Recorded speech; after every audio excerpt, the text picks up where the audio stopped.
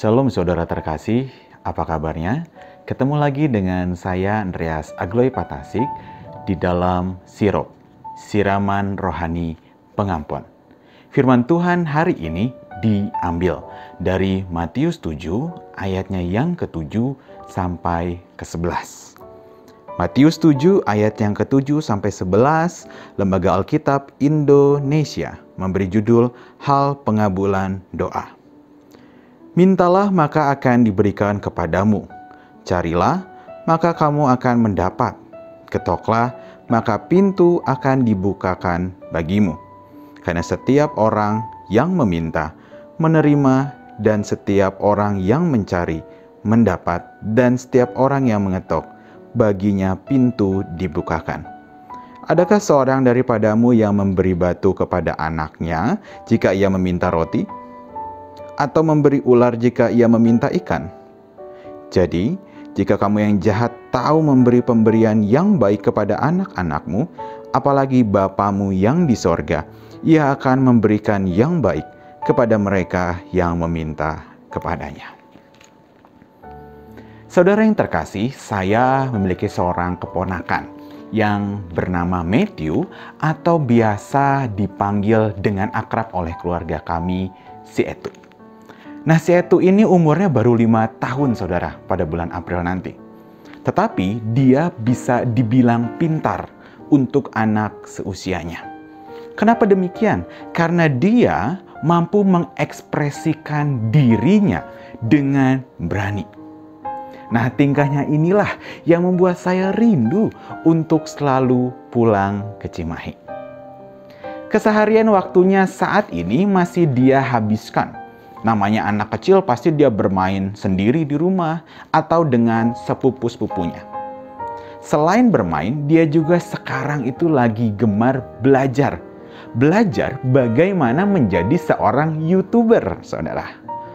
Jadi dia belajar ngevlog, dia belajar berbicara di depan kamera, mengolah kata-katanya sendiri, dan dia luar biasanya melakukan itu semua dengan kemauan sendiri, tanpa dipaksa oleh orang lain.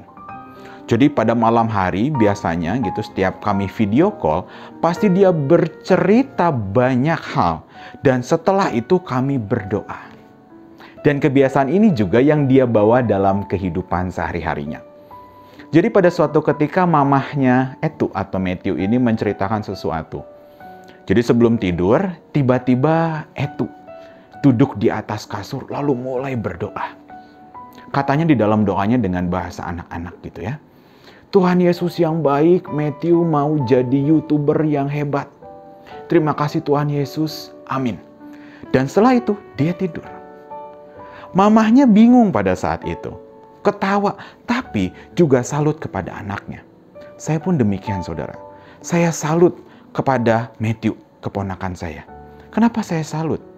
Karena menurut saya, untuk anak seumur dia mampu berdoa pada Tuhan dan berani menyatakan permohonannya, itu adalah sesuatu yang sangat luar biasa.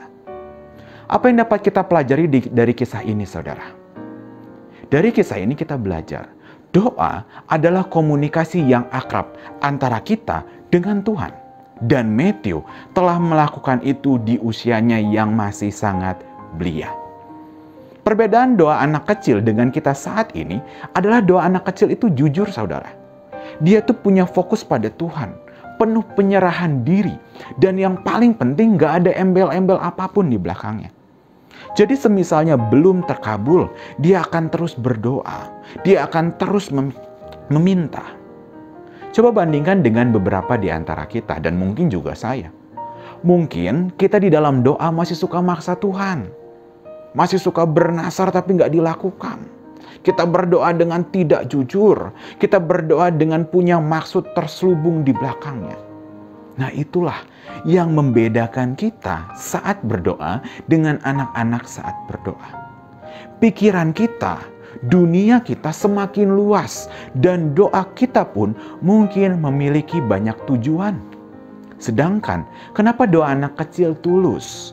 Kenapa doa anak kecil jujur? Karena pikiran mereka belum tertutup oleh banyak hal.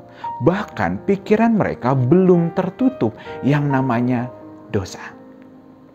Saudara yang terkasih, hari ini kita diingatkan di dalam doa bahwa kita sah-sah saja meminta. Kita sah-sah saja mencari. Kita sah-sah saja mengetuk.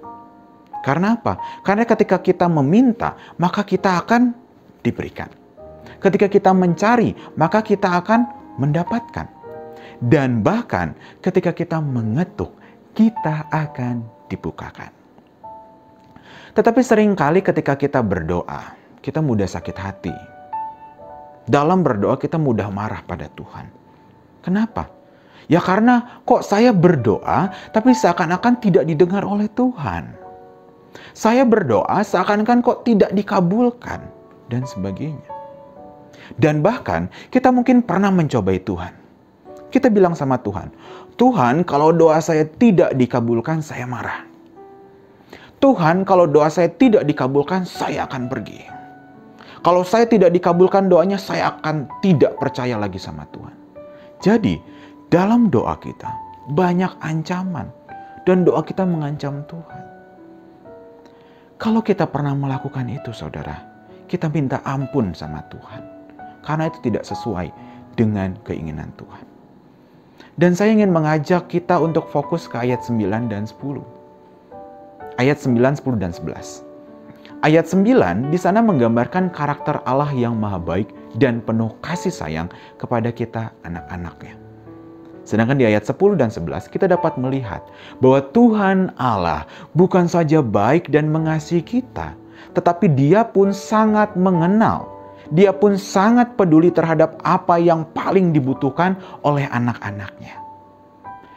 Kasih Allah yang mengenal dan peduli dengan kita inilah yang mendorongnya untuk bertindak sesuai dengan kebutuhan yang berguna bagi kita anak-anaknya. Kata baik dalam bahasa Yunani itu diambil dari kata agathos. Agathos memiliki arti lain, yaitu baik dan berguna. Jadi, Tuhan Allah kita akan memberi jawaban atas doa-doa kita asal sungguh-sungguh berguna menurut pandangan dan menurut kehendaknya. Dan jawaban atas doa kita pun akan disesuaikan dengan kebutuhan, bukan karena keinginan pribadi kita, lalu doa-doa kita akan dijawab tepat, indah pada waktunya. Jadi saudara, kita belajar dari doa keponakan saya. Pertama, ketika dia menginginkan sesuatu, dia berdoa dengan tulus. Dia berdoa fokus pada Tuhan tanpa embel-embel apapun. Lalu setelah dia berdoa, dia bekerja, dia belajar, dia mengusahakan apa yang dia inginkan. Lalu yang terakhir, setelah dia berdoa, bekerja, dan belajar, yang terakhir harus dilakukan adalah berserah. Dia menyerahkan semua pada Tuhan dan tidak pernah mencobai atau mengancam Tuhan. Jadi saudaraku, berdoalah terus. Bukan sampai doa kita terkabul, tetapi sampai kita mendengar suara Tuhan yang memberikan jawaban atas doa-doa kita. Tetaplah berdoa dan tetaplah beriman. Tuhan Yesus memberkati kita. Amin.